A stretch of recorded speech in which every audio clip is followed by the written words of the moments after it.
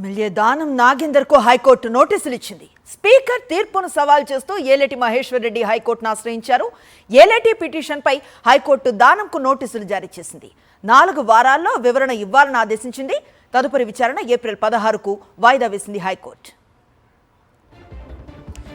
Complete details అందిస్తారు మా correspondent Vikram చెప్పండి. అనుశ్రీ, దానం నాగేందర్ పార్టీ ఫిరాయింపుల వ్యవహారం మరోసారి న్యాయపరమైన మలుపు తిరిగింది. ముఖ్యంగా ఖైరతాబాద్ ఎమ్మెల్యే దానం నాగేందర్ పార్టీ మార్పుపై బీజేపీ శాసనసభాపక్ష నేత ఏలేటి మహేశ్వర్ రెడ్డి దాఖలు చేసిన పిటిషన్ పై నేడు హైకోర్టులో విచారణ జరగనుంది. అయితే గతంలో బీఆర్ఎస్ నుంచి కాంగ్రెస్ లో చేరిన దానం నాగేందర్ పై అనర్హత వేటు వేయాలని ప్రతిపక్షాలు స్పీకర్ కార్యాలయానికి ఫిర్యాదు చేశాయి. అయితే దీనిపై సుదీర్ఘ కసరత్తు చేసిన శాసనసభ స్పీకర్ ఘట్టం ప్రసాద్ కుమార్ ఇటీవల కీలక తీర్పు ఇచ్చారు. దానం నాగేందర్ పార్టీ మారలేదని, ఆయనపై అనర్హత వేటు వేయాల్సిన అవసరం లేదని చెప్పి స్పీకర్ స్పష్టం చేయడం జరిగింది.